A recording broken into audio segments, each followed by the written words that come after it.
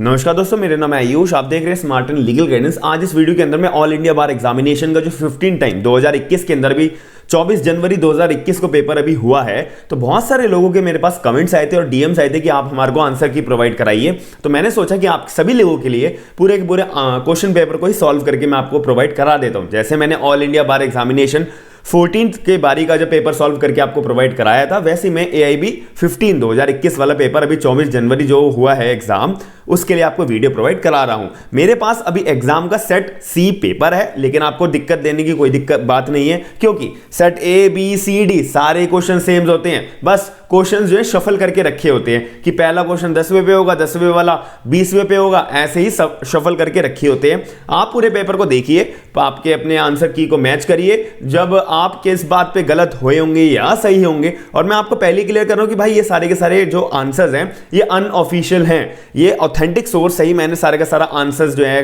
Collect करे हैं, ढूंढे हैं, जांचे हैं, और तब जाके मैं आपके सामने वीडियो प्रोवाइड करा रहा हूं। दूसरी बात यह है कि जैसे ही ऑल इंडिया बार एग्जामिनेशन की तरफ से आंसर की रिलीज होगी, मैं आपको अपने कम्युनिटी टैब पे या फिर इंस्टाग्राम पे प्रोवाइड करा दूंगा। आप मेरे को डीएम करके पूछ सकते हैं। लेकिन अभी के लिए अपने आप को आप थोड़ा सा सिक्योर करने के लिए कि मैं पास आऊंगा या फेल होऊंगा, आप इस वीडियो को पूरा शुरू से लेकर एंड तक जरूर देखिएगा। अपने डाउट्स को क्लियर जरूर करिएगा कि भाई मैंने जितने क्वेश्चंस करे हैं उसका क्या आंसर होना चाहिए एक्चुअल तौर पे। और मैं 99% श्योर हूं कि ये जितने भी क्वेश्चंस के आंसर मैं आपको बताऊंगा लगभग ये सारे ठीक होंगे। एक दो क्वेश्चन को छोड़कर थोड़ी सी हर किसी चीज में गलती आ सकती है, क्योंकि ऑल इंडिया बार एग्जामिनेशन की तरफ से भी गलतियां आती हैं, तो हम तो इंसान हैं, तो हमारी तरफ से भी थोड़ी बहुत गलती आ सकती है। बाकी आप लोग बिल्कुल सिक्योर तरीके से, बिल्कुल भरोसा करके, ट्रस्ट करके इन आंसर्स के ऊपर बिलीव करिएगा। अब मैं ज्यादा देरी ना करते हुए वीडियो स्टार्ट करता हूं। सबसे पहले क्वेश्चन की बात करूं जो हमारा सेट सी का है, मैं सेट सी बार बार बोल रहा हूं कि ए जो है जानबूझकर गलत इरादे से जो है बताता है सामने वाले ए को कि भाई तुम ये प्रॉपर्टी जो है मेरे पे बिलोंग करती है तो तुम खरीद लो। ये a intentionally and falsefully leads to be, भरोसा दिलाता है बी को ए कि भाई जो लैंड है वो मेरे पास, वो मैं मालिक हूं उस लैंड का, तुम मेरे से खरीद लो। फिर आगे चल के जब बी उसको खरीद लेता है, पैसे दे देता है, तो ए के पास टाइटल बाद में आता है उस प्रॉपर्टी का। तो अब ए जो है सेट असाइड कराने जा रहा है कि भाई जो मैंने प्रॉपर्टी बेची थी ना बी को, उस टाइम पे तो मैं टाइटल होल्डर था ही नहीं, तो इस जो प्रॉपर्टी मैंने ए ने बी को बेची है उसको सेट असाइड कर दो। तो अब कोर्ट ने ये बात बोली। अब इसके अंदर मुद्दे की बात क्वेश्चन में पूछी गई है कि he will not be allowed, यानी कि लिखा हुआ है he will not be allowed to prove his want of title. भाई इसको जो है ना, अब टाइटल तुम्हारे पास था या नहीं था, ये प्रूव करने का जो अधिकार था वो खत्म हो जाता है। ऐसा कौन से सेक्शन में लिखा हुआ है इंडियन एविडेंस एक्ट के अंदर? ये सिंपल इसका आंसर है सी, सेक्शन 115 में ये बात लिखी हुई है साफ साफ। आप अपना बेयर एक्ट भी चेक कर लीजिएगा। दूसरे क्वेश्चन की मैं बात करूं, आर्बिट्रेशन एक्ट जो 1996 का वो रिपील हुआ था, इसके अंदर तो ये सारे आंसर आएंगे, डी आएगा, ऑल ऑफ द अबव। तो अब मैं थर्ड क्वेश्चन की बात करूं कि वॉलंटरी, अगर आप जानबूझकर फेंकते हो या फिर अटेम्प्ट भी करते हो फेंकने का एसिड को, तो भाई वो कौन से के आईपीसी में कहां पर डिफाइन करा हुआ है? इसका भी सिंपल आंसर है ए, सेक्शन 326 बी हमारा आईपीसी में साफ ये बात लिखी हुई है।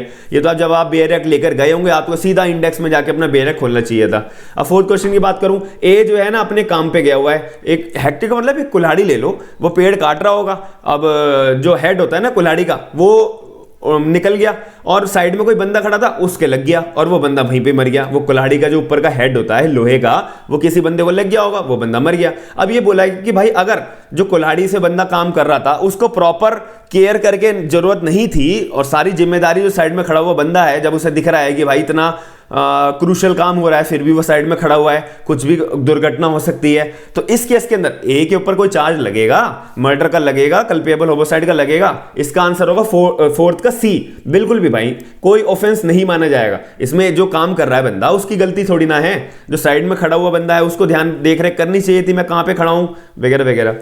अब फिफ्थ क्वेश्चन की बात करें, ए with the intention of causing Z, भाई ए के मन में पूरा इरादा है कि भाई मेरे को जो है जेड को कन्विक्ट, मतलब जेड को जो है सजा पहुंचानी है, क्रिमिनल कॉन्स्पिरेसी के तौर पे मेरे को सजा पहुंचानी है जेड को। अब ए ने चुपचाप चालाकी से क्या करा, इसमें साफ साफ ये बातें लिखी हुई हैं जो मैं बता रहा हूं आपको कि ए ने साफ साफ चुपचाप क्या करा कि जेड के हैंडराइटिंग से एक लेटर लिख दिया और ये शो करते हुए कि भाई जेड जो है कोई भी क्रिमिनल कॉन्स्पिरेसी प्लान कर रहा है। और ए ने वही लेटर जेड के उस जगह, जेड की जगह पर उस जगह लग दिया कि ताकि जैसे पुलिस आए सबसे पहले वो जगह तो सर्च करेगी और पुलिस को वो लेटर दिख जाएगा, साफ ये प्रूव हो जाएगा कि भाई जेड ने जो है क्रिमिनल कॉन्स्पिरेसी का ऑफेंस करा है और इसको जेल में डाल दो। तो ऐसा ए ने कौन सा ऑफेंस, कौन से तहत के अंदर हम ए को जो है चार्ज लगा सकते हैं अगर ये बात प्रूव हो जाती है। तो ये भी सिंपल क्वेश्चन है, सेक्शन 192 ऑफ आईपीसी के अंदर ये हमारे को बात लिखी हुई है। अब मैं आगे की क्वेश्चन बात करूं, section 66 A of IT act was held unconstitutional. जो हमारा सेक्शन 66 ए है वो कौन से केस से हमारा अनकॉन्स्टिट्यूशनल डिक्लेयर हो गया था, ये बातें हमारे को ध्यान में रखनी होती है, अनकॉन्स्टिट्यूशनल। तो इसका भी सिंपल आंसर है c, Shreyas Singhal versus union of India. अब 7th क्वेश्चन की बात करूं, एक टीचर है, a teacher is not a workman within the purview of industrial dispute act held in the case. ये भी केस लॉ पूछा हुआ है कि जो एक टीचर है भाई वो वर्कमैन के तौर पे हेल्ड नहीं करा जाएगा हमारे इंडस्ट्रियल डिस्प्यूट एक्ट के अंदर। भाई ये कौन से केस के अंदर बताया था, तो आपको ये बात ध्यान में रखनी है, सी ए सुंदरमला वर्सेस गवर्नमेंट ऑफ गोवा। ये थोड़ी सी मेरे को प्रोनाउंसिएशन में दिक्कत हुई थी। अब क्वेश्चन नंबर 8 की मैं बात करता हूं, जो हमारा फैक्ट्रीज एक्ट है उसके अंदर चाइल्ड का मतलब पूछा है कि चाइल्ड की जो डेफिनेशन है वो एक्चुअल में क्या बता रखी है। तो मैं आपको पहले आंसर बता देता हूं, ए कि भाई अगर कोई भी बच्चा जो है 15 साल से कम उम्र का है तो भाई उसे बच्चा माना जाएगा। फिर एडोलसेंट एक एज आ जाती है, फिर टीनेजर, फिर एडल्ट, ऐसे हमारे को क्लासिफिकेशन पढ़ना पड़ेगा और समझना पड़ेगा। अब 9th क्वेश्चन की बात करूं, 9th में देखो थोड़ा सा ना ये बड़ा क्वेश्चन है, तो आपको मैं कहूंगा कि वीडियो स्किप करके आप पहले क्वेश्चंस को, सॉरी वीडियो को पॉज करके आप पूरा का पूरा क्वेश्चन रीड आउट करके अपना आंसर एक्चुअल में बाद में पहचान सकेंगे। मैं पहले आपको आंसर बता देता हूं। इसका सेक्शन 6 का Hindu adoption and maintenance act, क्योंकि ये मैंने रात को और कल परसों जितने भी टाइम लगाकर सारे के सारे क्वेश्चन थॉरली 4-5 बारी पढ़कर आंसर्स फाइंड आउट करे हैं। अब मैं 10th क्वेश्चन की बात करता हूं। According to the Muslim women protection of rights and marriage act 2019, भाई अगर कोई भी प्रोनाउंसमेंट होता है तलाक का, डिफाइंड करा हुआ है एक्ट के अंदर, मुस्लिम हस्बैंड की तरफ से अपनी वाइफ के प्रति भले वर्ड्स के तौर पे या फिर मुंह से बोला हो या रिटर्न में हो या फिर कोई भी इलेक्ट्रॉनिक फॉर्म के अंदर हो, व्हाटसएवर मतलब किसी भी तरीके का हो, तो वो क्या होगा भाई, वो वॉइड होगा, कॉग्निजेबल होगा, कंपाउंडेबल होगा या ऑल ऑफ द अबव होगा। अब इसको समझने के लिए हम इसको मान सकते हैं कि भाई वॉइड भी हो सकता है, कॉग्निजेबल भी हो सकता है, कंपाउंडेबल भी हो सकता है। तो इसका आंसर होगा डी। क्वेश्चन नंबर 10 का जो सेट सी के अंदर है उसका आंसर है डी। अब मैं 11th क्वेश्चन की बात करूँ, ये तो बहुत सिंपल क्वेश्चन है, इसका तो आंसर बी है कि इंडिजेंट पर्सन, जो कोई भी गरीब आदमी होता है वो सूट ला सकता है फ्री में। ऐसी हमारे को कहाँ बात लिखी हुई है, तो ये बात हमारे को पहले तो इंडिजेंट पर्सन प्रूव कराने की बात लिखी हुई है ऑर्डर नंबर 33 CPC के अंदर, जो हमारे को क्वेश्चन नंबर 11 का बी आंसर है। अब मैं 12 की बात करूँ, res gestae relevancy of acts forming part of same transaction, ये तो हमारे को एविडेंस के क्वेश्चंस मतलब फैक्ट्स दे रखे हैं। तो इसका आंसर सिंपल, जो क्वेश्चन नंबर 12 का आंसर आपको मिलेगा A. Section number 6 Indian evidence act का।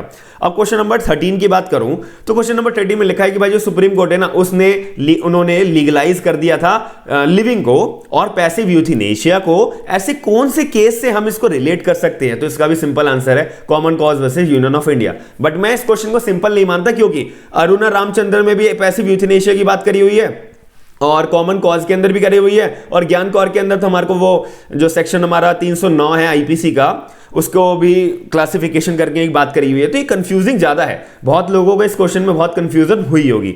अब 14 क्वेश्चन की मैं बात करूं, आर्टिकल 310 जो है हमारा कॉन्स्टिट्यूशन का, वो मेंशन क्या करता है, यही हमारे को फाइंड आउट करना है। तो आपको बेयर एक्ट से सीधा आर्टिकल 14 चेक करना है। तो इसका आंसर है डी कि doctrine of pleasure with relevance of civil servants. अब मैं 15 क्वेश्चन की बात करूं तो right to know the incidents of the candidates in the election flow from, ये तो हमारा आंसर 15 आर्टिकल 19(1) का ए, क्योंकि आर्टिकल 19(1) के अंदर हमारे को साफ साफ राइट टू नो को भी एक फंडामेंटल राइट तौर से माना हुआ है। तो आप इसको भी थोड़ा कॉमन सेंस करके रिलेट करके आप आर्टिकल 19(1) पे टिक करा होगा, मैं ऐसी उम्मीद रखता हूं आप सभी लोगों से। अब क्वेश्चन नंबर 16 की बात करूं, अगर हमारा जो प्रेम्बल है ना कॉन्स्टिट्यूशन के अंदर, तो वहां पे जो एक्सप्रेशन है ना लिबर्टी, वो फॉलोड करा जाता है किस वर्ड से, लिबर्टी का उस कॉन्स्टिट्यूशन के अंदर प्रेम्बल के अंदर क्या जताता है। तो इसका आंसर है बी भाई, thoughts, expression, beliefs, faith and worship. Question number 7 की बात करूं तो जो हमारा सेक्शन 82 है आईपीसी का, कि भाई अगर किसी भी बच्चे ने क्राइम करा है तो वो क्राइम नहीं माना जाएगा कि भाई उस बच्चे ने करा है। तो ऐसा उस बच्चे की एज सेक्शन 82 ऑफ आईपीसी के अंदर कितनी साल रखी गई है, ये बात हमारे को निकालनी है। तो इसका आंसर है 7 और 7 ईयर्स, इसका आंसर है बी। अब 18 की बात करूं, आर वर्सेस डुवले, ये हमने आईपीसी में भी मैंने जो वीडियोस बना रखी है उसमें भी बताया हुआ है कि आर वर्सेस डुवले एंड स्टीफन, ये बहुत इंपॉर्टेंट केस था कि भाई वो बच्चों को, मतलब एक बच्चे को 18 साल से कम उम्र के बच्चे को वो मार काट कर खा गए थे क्योंकि उनको अपना जीवन जीना था, लाइवलीहुड जीना था, वो एक आइलैंड पर थे। तो ये एक केस है आर वर्सेस डुवले का, मैं आप वीडियो देखेंगे मेरे को जब आपको बता पाऊंगा और अच्छे से। तो 18 का आंसर है ए, कि भाई अगर किलिंग करते हैं इनोसेंट की लाइफ की अपनी लाइफ को बचाने के लिए तो भाई वो तो गलत बात होगी। तो इसका भी मैंने आपको क्लैरिफिकेशन दे दिया है। 19 की बात करूं, on and from the commencement of the Hindu succession act, भाई जो जॉइंट हिंदू फैमिली है वो गवर्न करती है मितशारा लॉ से, और कन्फर्मिंग करती है डॉटर्स को parcenary status by substituting new section. ये सेक्शन कौन सा है, ये भी थोड़ा बहुत सिंपल ही है। इसकी मैं बात करूंगा सेक्शन 6 जो हमारे को मेंशन करा हुआ है। अब 20 की बात करूं, जो हमारा सेक्शन 5 है हिंदू मैरिज एक्ट, वो क्या करता है भाई, condition of valid Hindu marriage बताता है। इसका तो आपको एकदम आंसर होना चाहिए 20 का डी। 21 की बात करूं, marriage between a girl of 22 years, भाई अगर कोई भी लड़की की शादी हो रही है और वो लड़की की शादी है एज है 22 years, marriage her marital uncles son of 23 years in accordance with the special marriage act, और अगर वो लड़की अपने अंकल के लड़के से शादी करती है और उस अंकल के लड़के की उम्र है 23 साल और स्पेशल मैरिज एक्ट के अंदर वो शादी करती है, तो ऐसी शादी हम क्या मानेंगे, वैलिड मानेंगे, वॉइड, वॉइडेबल, तो ऐसी शादी हम वॉइड मानेंगे। अब 22 की बात करूं, national consumer dispute redressal commission जो है वो कॉन्स्टिट्यूट कौन से साल में हुई थी, ये आपको पता होना चाहिए, 1988 के अंदर, ये है इसका आंसर ए। 23 की बात करूं, what is the limitation period applicable to the 3 forums in entertaining a complaint under the consumer protection act. इसके अंदर सिंपल बात पूछी हुई है, कंज्यूमर प्रोटेक्शन एक्ट के अंदर भैया लिमिटेशन पीरियड कितना एप्लीकेबल होता है, क्योंकि भाई कंज्यूमर के केस ना तो सिविल केस होगा, उसमें लिमिटेशन पीरियड भी बाउंड होगा, क्रिमिनल होता तो कोई भी लिमिटेशन पीरियड बाउंड नहीं होता। तो क्वेश्चन नंबर 23 का होगा आपको डी, 2 साल from the date on which the cause of action arise, भाई जब से कॉज ऑफ एक्शन अराइज हो रहा है तब से 2 साल के अंदर अंदर आपको केस फाइल करना ही करना है। ये 23 का डी आंसर है। 24 की बात करूं, द UNCITRAL मॉडल लॉ है और रूल्स है, do not becomes the part of admitation act so as to become an ambit to constitute the provisions of the act held in the case. भाई ये थोड़ा सा कॉम्प्लिकेटेड क्वेश्चन है, इसको मेरे को भी थोड़ी दिक्कत हुई थी, बट इसका 24 का है ए। अगर कुछ लोगों ने तुक्का भी लगाया होगा तो उन्होंने अगर ए टिक करा होगा, यानी कि अलग अलग सेट होंगे लोगों के, तो यूनियन ऑफ इंडिया अगर केस पे टिक करा होगा तो उनका आंसर सही होगा। अब मैं क्वेश्चन नंबर 25 की बात करूं तो according to the section 7 clause 4 of the arbitration and conciliation act, जो आर्बिट्रेशन आर्ग्यूमेंट होता है ना वो रिटर्न में होना चाहिए, जब भी उसको हम कंटेन करके रखेंगे। तो इसके अंदर सिंपल आंसर है भाई, वैसे तो ये सारे डॉक्यूमेंट साइन भी होने चाहिए पार्टीज के, एक्सचेंज ऑफ लेटर्स भी होना चाहिए, टेलीग्राफ भी होना चाहिए, एक्सचेंज ऑफ स्टेटमेंट, भाई अगर कोई क्लेम भी कर रहा है या कोई डिफेंस में भी अपना आर्बिट्रेशन के अंदर लगा रहा है वो भी तो देना पड़ेगा। तो इसके ऑल ऑफ द अबव होगा आंसर डी। मैं 26 की बात करूं, waiver of rights to protect to object deviance from arbitration agreement is mention under, 26 का आंसर है बी, सेक्शन 4। 27 की बात करूं, प्ली बार्गेनिंग जो है वो एप्लीकेबल होता है इन रिस्पेक्ट ऑफ दोज ऑफेंसेस।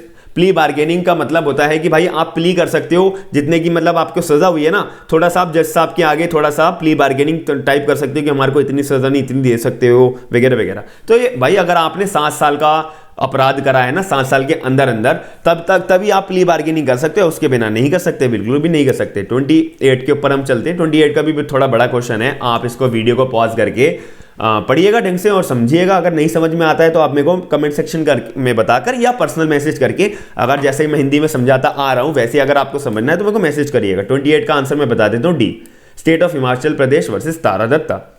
29 की बात करते हैं, Anuradha Bhasin versus union of India on 10 January 2020 relate to the challenge under article 32 of the constitution seeking issuance of appropriate writ. मतलब सिंपल बात है, ये जो केस लॉ का नाम है ना, ये आर्टिकल 32 के अंदर लगाया गया था, रिट लगाई गई थी कि भाई हमारे को एप्रोप्रिएट रिट इशू करने के लिए, मतलब बताओ। तो आर्टिकल 32 के अंदर ये बात लिखी हुई है, तो इसका आंसर है सीधा सीधा A. For setting aside orders for the government by which all modes of communication including internet has been shut down in the GNK। तो ये 29 का है ए। अब 30 की क्वेश्चन की बात करूं, सेक्शन 66 ए जो है IT एक्ट का वो स्टेक डाउन कर दिया गया, मतलब गिरा दिया गया। Article 19(1) A read with article 19(2) in the case of, ये तो थोड़ा कॉम्प्लिकेटेड क्वेश्चन है बट ये मैंने आपको प्रीवियस वीडियो में बताया था, वो प्रीवियस क्वेश्चन में बताया था, Shreya single versus union of India भी इसी का ही आंसर है। अब आर्टिकल 143 का क्लॉज 3 हमारे इंडियन कॉन्स्टिट्यूशन स्टेट क्या करता है, मिनिमम नंबर ऑफ जजेस जो सीट बैठते हैं, मतलब कुछ भी एक चीज को डिसाइड करने के लिए सब्सटेंशियल क्वेश्चन ऑफ लॉ की अगर बात आती है तो भाई कितने मिनिमम जजेस बैठने चाहिए उस पर्टिकुलर केस को डील करने के लिए, ये भी बहुत इंपॉर्टेंट क्वेश्चन है। तो इसका आंसर केवल 5 है, मतलब 5 जजेस तो मिनिमम होने चाहिए एक सब्सटेंशियल क्वेश्चन ऑफ लॉ का अगर इशू आता है उसको जानने के लिए। और अब मैं क्वेश्चन नंबर 32 की बात करता हूं, ये भी थोड़ा सा बड़ा क्वेश्चन है और खैर, according to the income tax act zero compound bond का मतलब क्या होता है भाई? इनकम टैक्स एक्ट के अकॉर्डिंग जो जीरो कंपाउंड बॉन्ड्स है, मतलब जो इन्वेस्टमेंट करते हैं जैसे कि शेयर्स होते हैं, वैसे जो गवर्नमेंट सिक्योरिटीज होती हैं, शेयर्स हम प्राइवेट कंपनीज के इशू करते हैं, वैसे ही अगर हम गवर्नमेंट सेक्टर की बात करें तो वो भी तो अपने कुछ इशू करती है, तो उसको हम बोलते हैं गवर्नमेंट बॉन्ड्स। तो वो बॉन्ड्स के रूप में इशू करे जाते हैं, जीरो कंपाउंड बॉन्ड्स हो गए, और भी तरीके के बॉन्ड्स होते हैं। तो इसका जो क्वेश्चन नंबर 32 है इसका आंसर है डी, सारी चीजें। अब ये पढ़ लीजिएगा। क्वेश्चन नंबर 33 की बात करूं, जो GST का प्रोविजन है वो हमारे संविधान में कौन से में अमेंडमेंट करके ऐड करा गया था? इसका आंसर है ए, कॉन्स्टिट्यूशन 101 जो एक्ट अमेंडमेंट हुई थी हमारी जब ऐड करा गया था। अब क्वेश्चन नंबर 34 की बात करूं, जो यूटिलिटी होती है पब्लिक इंटरेस्ट PIL की, तो वो किसके ऊपर होती है? तो इसका आंसर है हमारा डी, क्योंकि मैंने आपको जब एक PIL की वीडियो भी बना रखी है, आप सर्च करोगे मेरे चैनल पे, उसमें मैंने बहुत अच्छे से PIL का कॉन्सेप्ट बताया हुआ है एक प्रैक्टिकल तौर पे कि डेली लाइफ में बंदे को क्या क्या बातें ध्यान रखनी पड़ती है PIL का कॉन्सेप्ट को याद करते हुए। 34 का है D.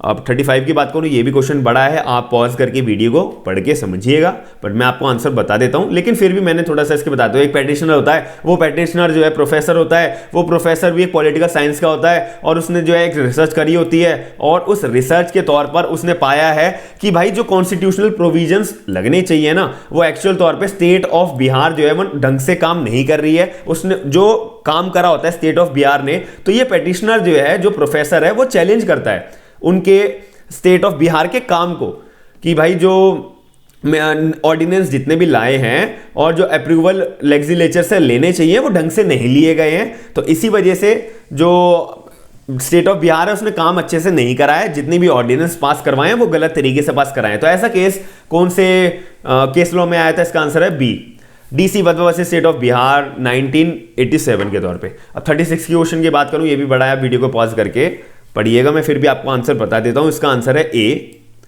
People union of democratic rights versus union of India. Question number 37 की बात करूं, imposition of compensatory cost in respect of false. अगर आपके ऊपर कंपनसेटरी कॉस्ट लगाया जाता है भाई, अगर आपने गलत तरीके से क्लेम्स के तौर पे या फिर डिफेंस के तौर पे, तो ऐसे केस के अंदर हमारा CPC में कौन सा प्रोविजन प्रावधान दिया हुआ है?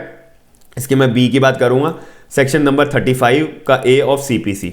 अब क्वेश्चन नंबर 38 की बात करूं, तो क्वेश्चन नंबर 38 में साफ लिखा हुआ है विद प्रोविजन जो है हमारा CPC का वो डील करता है सब्स्टिट्यूट सर्विस ऑफ सम्मन। मतलब सम्मन का तो आपको ऑर्डर नंबर 5 के अंदर सम्मन का कॉन्सेप्ट दिया हुआ है, इसी के अंदर बहुत सारे रूल्स दे रखे हैं, अलग अलग तरीके की बातें बता रखी है। तो ये बात आपको पढ़नी पड़ेगी या आपको बेयर खोल के जाननी पड़ेगी। तो इसका आंसर फिर मैं बता देता हूँ, order number 5 rule number 20। Answer number इसका है सी, 38 का सी। 39 की बात करूँ, 39 का भी question according to the environmental protection act. भाई अगर इन्वायरमेंटल प्रोटेक्शन एक्ट 1986 की बात करें तो इन्वायरमेंटल पॉल्यूटेंट का मतलब क्या बता रखा है इस एक्ट के अंदर, ये सिंपल सी बात पूछी हुई है। तो इसका आंसर है सी। भाई अगर कोई भी सॉलिड, लिक्विड, गैसियस सब्सटेंस होता है, प्रेजेंट होता है हमारे कंसंट्रेशन के अंदर, तो उसको हम इन्वायरमेंटल पॉल्यूटेंट के नाम से बोलेंगे कि ये हमारे इन्वायरमेंट को पॉल्यूट कर रहा है। अब 40 की बात करूं तो नेशनल ग्रीन ट्राइब्यूनल जो है वो एक्सरसाइज नहीं कर सकता अपना ज्यूरिसडिक्शन विद रेफरेंस टू, इसका आंसर है D, both A and B.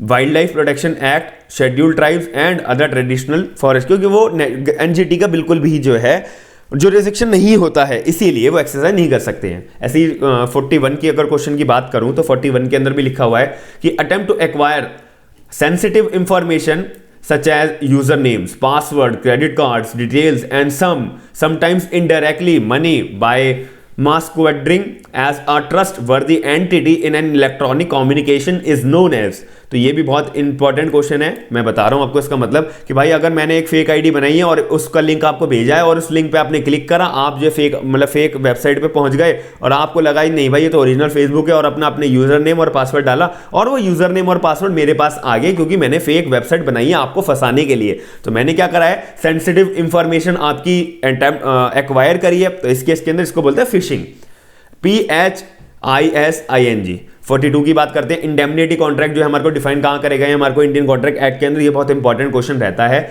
और ये 124 के अंदर हमारे को डिफाइन करा हुआ है, इसका आंसर है ए। 43 की बात करें तो Peek versus Gurney is a famous case, किससे रिलेटेड है फेमस केस, ये है मिस्टेक ऑफ फैक्ट से रिलेटेड। 44 की बात करें, विच प्रोविजन जो हमारा सीआरपीसी का 1973 का वो डील करता है with the procedure to be adopted by the magistrate to record confess and statements. ये भी इंपॉर्टेंट क्वेश्चन है, इसका आंसर है ए, सेक्शन 162। खैर ये तो सबको पता ही होगा सीआरपीसी का। 45 अटैचमेंट ऑफ प्रॉपर्टी जो है पर्सन की एब्सकॉन्डिंग, ये हमारा ए है, सेक्शन नंबर 83। मैं 4 वर्ड पढ़ते ही ये क्वेश्चन का आंसर समझ गया था, इसका आंसर ए है। 83 और सीआरपीसी के अंदर ये बात लिखी हुई है एब्सकॉन्डिंग के रिगार्डिंग। 46 की बात करते हैं, मैजिस्ट्रेट जो है वो dispense with personal attendance of accused under section, मतलब पर्सनल अटेंडेंस जो एक्यूज की वो डिस्पेंड कर सकता है, कौन सी सेक्शन में हमारे को सीआरपीसी में लिखी हुई है, ये 205 में लिखी हुई है, सी 46 का है सी। 47 की बात करूं तो जो हमारा सेक्शन 70 है इंडियन कॉन्ट्रैक्ट एक्ट का, जहां पे पर्सन जो है लॉफुली कुछ भी कर सकता है सामने वाले बंदे के प्रति या फिर डिलीवर कर सकता है उसको कुछ भी, और not intending to do some gratuitously and such other person enjoys the benefit thereof, the later is bound to make compensation to the former in respect or restore the thing so done or delivered। मतलब अगर कुछ भी ऐसे ग्रेचुअसली मतलब उसको अच्छे तौर पे अगर कुछ भी, इसका एक डिफरेंट मतलब होता है और इसके अंदर साफ लिखा हुआ है कि अगर कोई भी बंदा ऐसे काम करता है, कॉन्ट्रैक्ट किस लिए होता है भाई, अगर कोई बंदा खरीदता है बेचता है, लेकिन अगर कोई बंदा अच्छे इरादे से बिना पैसे लिए अगर कुछ भी डिलीवर करता है और बाद में वो कंपनसेशन क्लेम करता है, रिस्टोर करने के लिए बोल सकता है, तो ऐसा पॉसिबल है या नहीं है। अगर इसको हम कौन सा प्रिंसिपल इस केस के अंदर, पर्टिकुलर केस के अंदर अप्लाई होता है, यही हमारे को 47 के अंदर पूछा हुआ है, लेकिन इसका मैं आंसर 100% कह सकता हूं बहुत लोगों को गलत होगा। इसका आंसर एक्चुअल में है सी, क्वांटम मेरिट। 48 की बात करते हैं, एग्रीमेंट क्या होता है, एक एग्रीमेंट क्या होता है, इसको आप क्या समझते हैं कि भाई प्रॉमिस होता है, सेट ऑफ प्रॉमिस भी हो सकता है, फॉर्मिंग कंसिडरेशन कि भाई मैं तुमसे 10 किलो आटा खरीदूंगा और उसके बदले पैसे दूंगा, तो ये प्रॉमिस भी हो गया और कंसिडरेशन भी होगी कि उसके बदले पैसे दूंगा।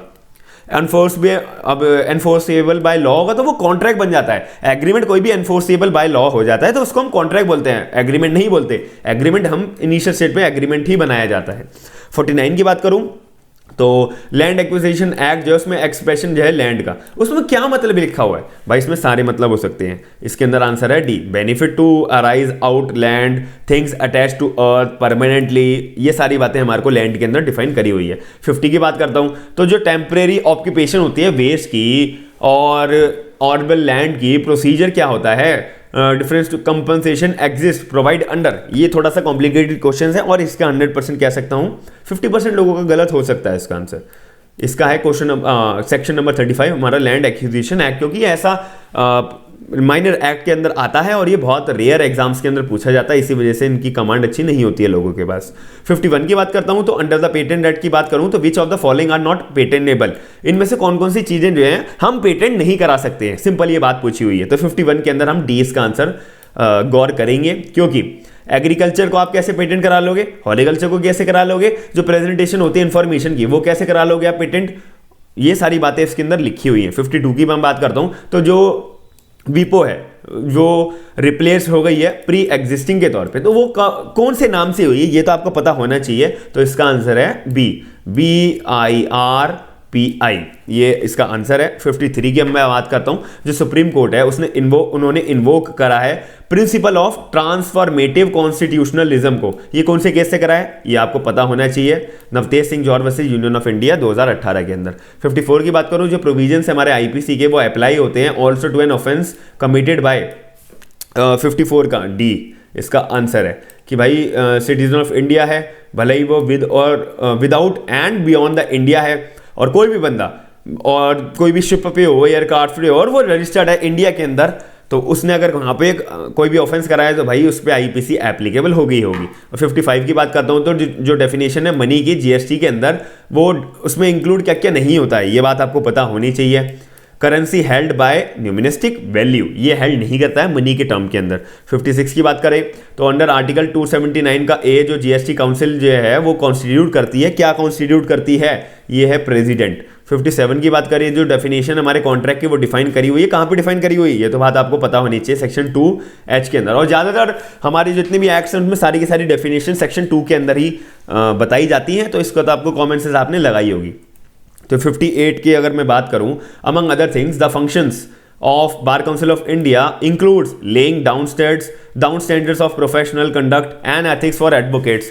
तो ये हमारे को एडवोकेट एक्ट के बारे में पूछा गया है, तो इसका आंसर है हमारा सेक्शन नंबर 7, 58 का है 7। 59 की बात करूं तो according to the justice Abbott Parry, मतलब ये जज साहब थे, उनके what are the 7 lamps of advocacy, इन्होंने 7 लैम्प्स बताए थे 59 क्वेश्चन के अंदर। तो वो क्या क्या थे ये आपको खैर पता होने चाहिए, बहुत इंपॉर्टेंट ये कॉन्सेप्ट है इन्होंने जो बताया था।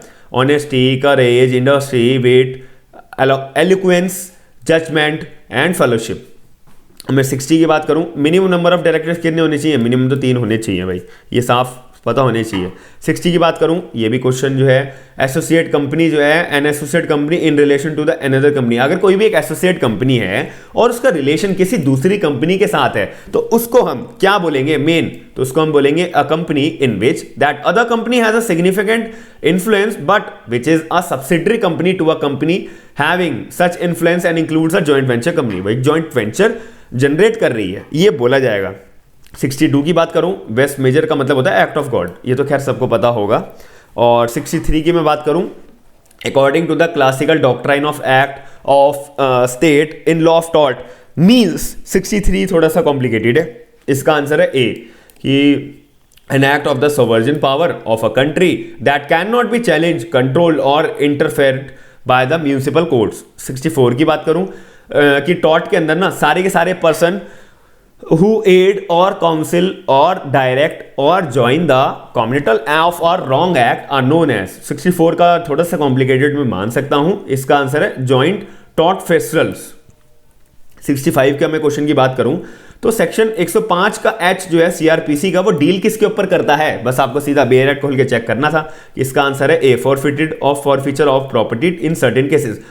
फॉरफीचर मतलब प्रॉपर्टी को जब्त करना, फॉरफीचर का मतलब होता है जब्त करना, उठा लेना, तो उसको बोलते हैं forfeiture of property in certain cases. 66 की बात करूं, bar to taking cognizance after lapse of the period of limitation is dealt under.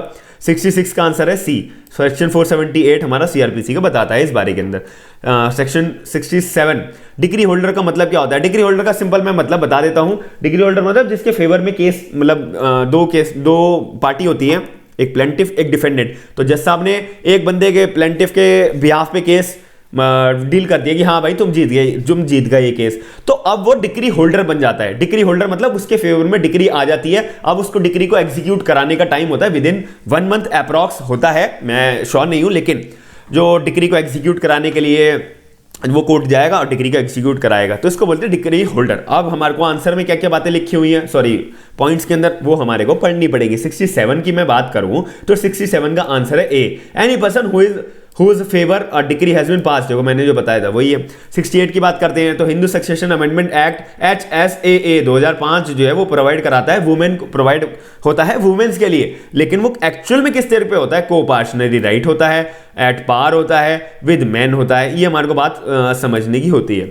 69 की बात करूं तो जो हमारा सेक्शन 25 है हिंदू मैरिज एक्ट, वो प्रोवाइड क्या कराता है, सेक्शन 25 हमारे को ये दिमाग में रखना पड़ेगा, परमानेंट एलिमनी एंड मेंटेनेंस।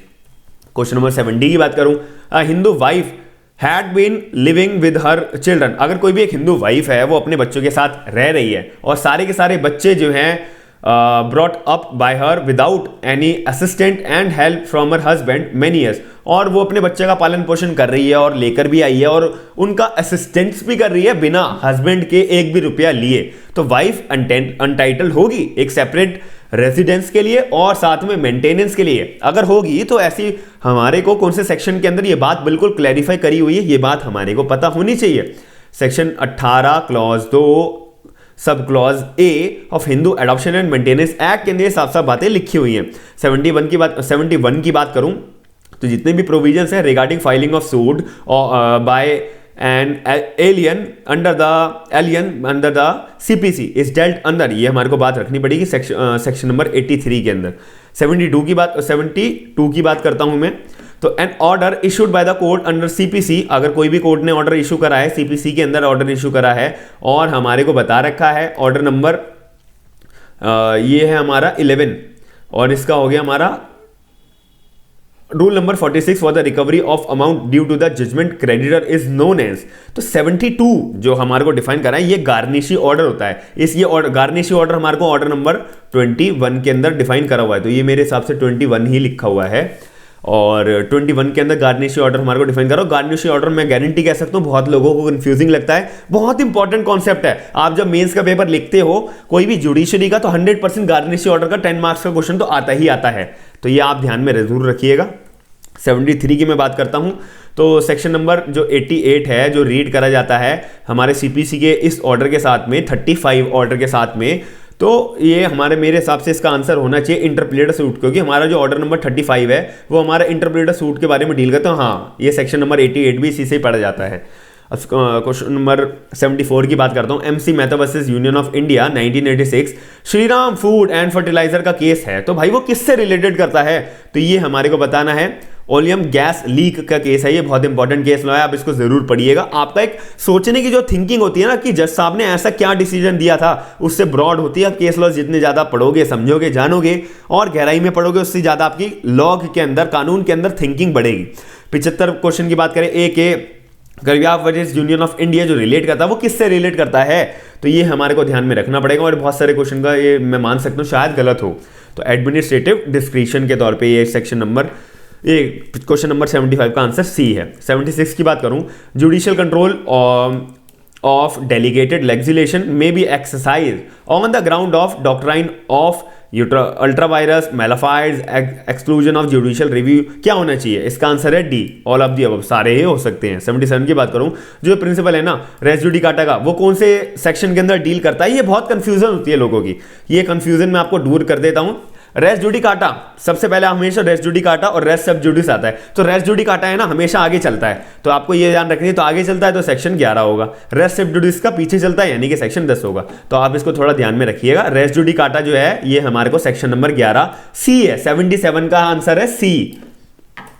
78 की बात करो तो जो हमारा सेक्शन 14 है सीपीसी का, वो किस चीज से डील करता है, इसका आंसर है B, presumption as to the foreign judgment. 79 की बात करूं तो कोई भी बंदा अगर ए है जो रिसाइड कर रहा है, दिल्ली में रहता है, वो पब्लिश करता है कोलकाता के अंदर एक डिफॉमेटरी स्टेटमेंट बीबी को करता है, तो वो स्यू कर रहा है ए को, तो कहां पे स्यू कर सकता है, तो इसका आंसर है डी, क्योंकि भाई जो कॉज ऑफ एक्शन जो राइज हुआ है ना, तो बंदा तो रहता है तो दिल्ली में, पब्लिश तो दिल्ली से बैठ के कर रहा है, कोलकाता में कर रहा है, तो दोनों उस पर जुरिडिक्शन आ जाता है, कोलकाता में भी दिल्ली में भी।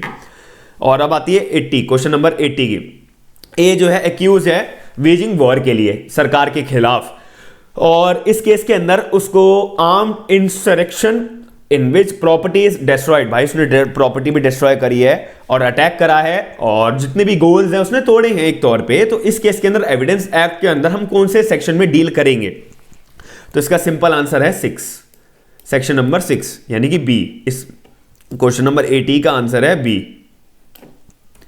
81 की मैं बात करता हूं तो सेक्शन 110 हमारा इंडियन एविडेंस एक्ट वो डील करता है, किससे डील करता है, ये तो खैर आप जब पढ़ोगे बेरा खोल के तो burden of proof as to the ownership. Question number 82 की बात करूं, सेक्शन 113 ऑफ इंडियन एविडेंस, ये बहुत इंपॉर्टेंट सेक्शन है, आप सभी लोगों को ये पता होना चाहिए। सेक्शन 113 का clause A of Indian evidence act ये किससे डील करता है, इसका आंसर है D, presumption as to the abetment of suicide by the married women. और क्वेश्चन नंबर 83 की बात करता हूं, the question is whether A owes B rupees 10,000 रुपए, क्या ए जो है ओ करता है देने के लिए 10,000 रुपए बी को, which of the following statement are relevant under Indian evidence act, तो अगर ये बात पहचाननी है तो हमारे को कौन सा सेक्शन, कौन सा फैक्ट, कौन सी चीज हमें ध्यान में रखनी पड़ेगी, यही हमारे को क्वेश्चन नंबर 83 के अंदर पूछा हुआ है, तो क्वेश्चन नंबर 83 का आंसर है D. The fact that A ask C, भाई ये भी बहुत इंपॉर्टेंट फैक्ट है, D said to C in A की प्रेजेंस है, तो भाई ये भी इंपॉर्टेंट फैक्ट है, A went away without making any answer. अगर ए चुपचाप चला गया तो इसका मतलब हाँ भी नहीं बोला उसने, ना भी नहीं बोला, तो इसको कंसेंट की बात आ गई, तो इसमें ये भी रेलिवेंट फैक्ट आ जाएगा। अब 84 की मैं बात करता हूं। So much of such information, whether it amounts to confession or not, as relate distinctly to the facts thereby discovered by the police, may be proved under 84 की मैं बात करता हूँ तो सी इसका जवाब होगा सेक्शन 27 इंडियन एविडेंस एक्ट। 85 की बात करता हूँ, ये क्वेश्चन थोड़ा बड़ा है, आप पॉज करके वीडियो को पढ़िएगा, नहीं समझ आता है मेरे को इंस्टाग्राम पे पर्सनल मैसेज करके पूछ सकेगा, मैं जरूर जवाब दूंगा। 85 का है आंसर बी, सेक्शन नंबर 45। 86 की बात करता हूं, India that is Bharat shall be, भाई इंडिया जो है वो भारत है, तो वो क्या है आपके हिसाब से? तो क्वेश्चन नंबर 86 के अंदर क्या बात पूछी हुई है? ये पूछी हुई है हमारे को सी, यूनियन ऑफ स्टेट्स। 87 की मैं बात करता हूं, 87 भी क्वेश्चन जो ज़्यादा ही बड़ा है, आप इसको वीडियो को पॉज करके क्वेश्चन थॉरली पढ़िएगा, फिर भी मैं आपको आंसर बता देता हूं। 87 का है ए। अब मैं 88 की बात करता हूं, mayor illegality of the strike does not पर से, ये एक वो है लिटिन वर्ड है, तो ये हमारे को जानना है। कृष्णा अय्यर साहब जी ने बताया था, ये बहुत बढ़िया जस्टिस हैं, यानी कि बहुत बढ़िया जज हैं और बहुत अच्छे जजमेंट्स हैं इनके, आप इनके जजमेंट ज़रूर पढ़िएगा।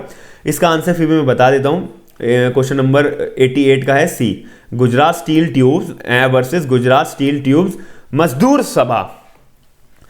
क्वेश्चन नंबर 89 की मैं बात करता हूं, तो ये भी थोड़ा सा बड़ा है, आप वीडियो को पॉज करके जरूर समझिएगा, फिर मैं आपको आंसर बता देता हूं। इसका आंसर है बी, डिसमिसल, डिस्चार्ज, रिट्रीचमेंट है और otherwise termination of service. 90 question की बात करूं, in which of the following case the offence sedition, भाई सेडिएशंस के देशद्रोह राजद्रोह के बारे में बात करी गई है क्वेश्चन नंबर 90 के अंदर, तो ऑल ऑफ द अबव आएगा भाई। ये सारे केस, क्वीन एम्प्रेस भी और मजुमदार भी, केदारनाथ सिंह भी, ये सारे केसेस जो हैं सेडिशन से रिलेटेड है, तो ये आपको पता होना चाहिए। 91 की मैं अगर मैं बात करूं तो 91 का आंसर पहले बता देता हूं, डेलिब्रेटरी एंड मैलिशियस एक्ट अगर कोई करता है और इस इंटेंशन से करता है कि भाई मेरे को लज्जा भंग करनी है किसकी, जो हमारा धर्म के प्रति होती है, धर्म की फीलिंग्स होती हैं, और तो इस केस के अंदर उस बंदे ने कौन सा ऑफेंस करा है, तो भाई उसने 295 का ऑफेंस करा है। अब 92 की मैं बात करता हूं, जो हमारा सेक्शन 29 है सीआरपीसी का, तो जो चीफ जुडिशियल मजिस्ट्रेट साहब होते हैं वो अगर कोई भी अपना जजमेंट देते हैं तो वो कितने तक जजमेंट दे सकते हैं, कितने तक सजा सुना सकते हैं, तो ये तो ये बात हमारे को कहीं लिखी हुई है, सेक्शन 29 में लिखी हुई है। क्या लिखी हुई है? इसका आंसर है डी, डेथ तक भी, क्योंकि सीजेएम है वो, और इम्प्रिजमेंट फॉर लाइफ, लेकिन वो हाईकोर्ट से उनको कंफर्मेशन लेना पड़ता है, लेकिन सेंटेंस तो सुना सकते हैं और 7 साल तक की सजा भी, तो ये बात हमारे को ध्यान में रखने की है। अब मैं क्वेश्चन नंबर 93 की बात करता हूं, पार्लियामेंट में by laws establish administrative tribunals. तो पार्लियामेंट ने जो है एक एडमिनिस्ट्रेटिव ट्रिब्यूनल्स जो है हमारे भारत के संविधान में जोड़ा गया था टर्म, तो वो कौन से आर्टिकल के अंदर जोड़ा गया था, ये बात हमारे को पता होनी चाहिए। क्वेश्चन नंबर 93 के अंदर क्या बात लिखी हुई है? इसका आंसर है बी, 323 का ए जो हमारा संविधान है, उस आर्टिकल है, उसके अंदर ये बात जोड़ी गई है। 94 की बात करता हूं, bar council of India has to lay down the standards of professional conduct and etiquettes, ये हमारे को कहां पर मेंशन करे हुए हैं? ये बी इसका आंसर है। सेक्शन से मैंने आपको अभी पुराने क्वेश्चंस में भी बताया था।